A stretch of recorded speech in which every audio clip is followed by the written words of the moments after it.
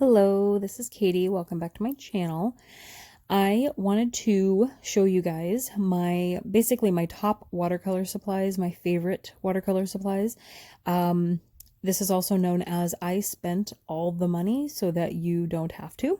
If you are just getting into watercoloring and you want to start, even if you are a beginner, I still recommend these items. You can learn plenty very quickly on YouTube. So we will start with the actual watercolors. This is the Mungyo 48 set of watercolors. I love it. This is my swatch sheet that I made, and these are watercolors. They are very well loved so far.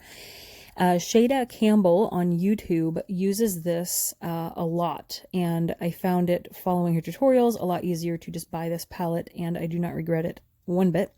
I will link her channel down below the link of this item so that you can check her out as well. So if you do purchase this and you want to get into kind of watercolor florals, she's really good at teaching those. I'm going to link that below so you can check out some of her videos. There are 4 metallic colors as well, and those are in the upper left there. And this has just become my favorite palette. So this is the one I recommend for you, and I will link that down below. And I'll explain a little bit more why I'm recommending a more expensive watercolor palette, even for a beginner, in a little bit. This is the brush set. I am forgetting the one I have been using a lot, so I'm going to find it here in a second. The brush set I recommend was actually recommended by Emma Lefevre on YouTube, and I've been using my number 6 a lot. These are really great brushes, and I think it's a great range. I haven't found a purpose for the wide one, maybe a wash of water, clean water, when you're doing kind of a wet on wet technique. So it comes with that 3/4 inch wider brush. I just haven't gotten a chance to use that one yet. A 0, which I also haven't used. You can tell how white they come. A 2, if I can pick it up here. And a 6, which I have been using, and I will show you my Christmas cards that I've been painting. I've been using a 6 for the whole card, which is why it is now stained dark green at this point. Very mistletoe green. And this is a great inexpensive synthetic brush set to start with. So that will also be linked down below, and they're very snappy, which is probably why they're called Princeton Snap.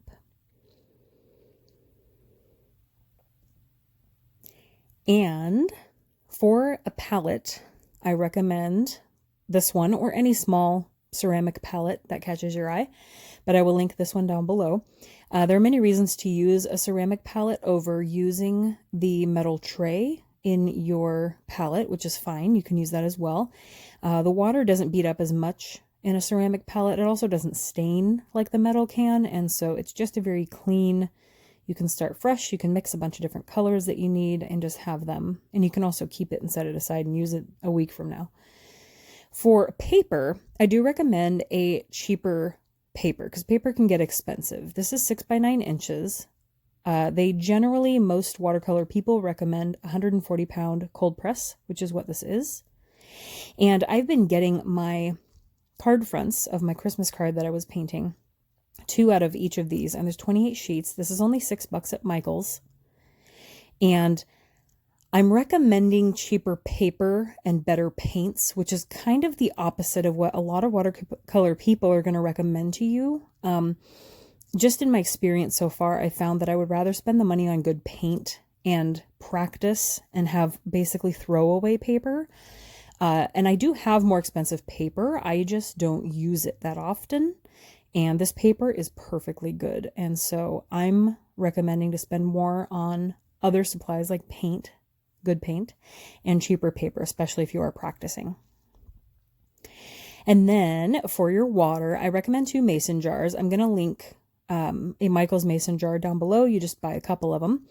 I have a nasty jar and I have a clean jar. In the nasty jar, you want to clean off your brush, basically, and get all the gunk off of it and the color, and then use the clean to mix colors or get new paint or new water to go into a new color. That's why having 2 jars filled with water when you start to paint is very good.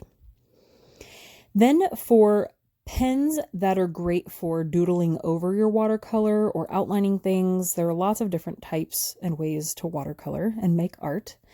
I'm going to link Creation CC, her channel, down below. She does a lot of doodles on her watercolors. So I'm also linking this set of pens, and I believe the set I'm linking down below comes with more sizes than I'm going to show you here. I'm not sure that I bought that set, but they are the same pens. I might have bought a smaller set, but I'm going to link the bigger set down below so that you have different sizes of these pens depending on the types of doodles that you want to do. It can be very fun to just kind of do whatever you want, or doodle and then watercolor around it, or watercolor and doodle on top of it. You can use gold paint. Cece loves using gold paint, or white pen, like a white gel pen. Just very fun to kind of play with drawing and all that. So when it comes to drawing and sketching, you also may want some pencils. I did get these at a local craft store, but I'm just going to link it down below. And you generally will you sketch out an image first, and then you can watercolor it in. But usually before you watercolor it in, you use a kneaded eraser, maybe not the eraser that comes with those pencils. A kneaded eraser is a lot easier on your watercolor paper and doesn't damage it. And you pick up the pencil so that it's a lot lighter so that it's not seen through your watercoloring. And you can roll it into like a log, and you can roll over the pencil to erase it. And you can also, this is just like putty, you can smash it up. You can also pick up your pencil markings like this, and it will erase it as well. You can also rub it like an eraser as well. It's just easier on the paper, and that is what you lift up your pencil with so it's lighter, so that when you paint over it, you can't really see the pencil, but you can have a sketch as well. So I'm going to link all of these items down below. I hope this helped you. The total for all of these items, if you wanted to purchase everything to get started, is around $130 after a 10% tax I threw in, just to give you an idea as to what it would cost if you've not started at all. So I'm hoping this helped you. Let me know if you have any questions down below, and I will see you guys in my next video. Thank you for watching. Bye.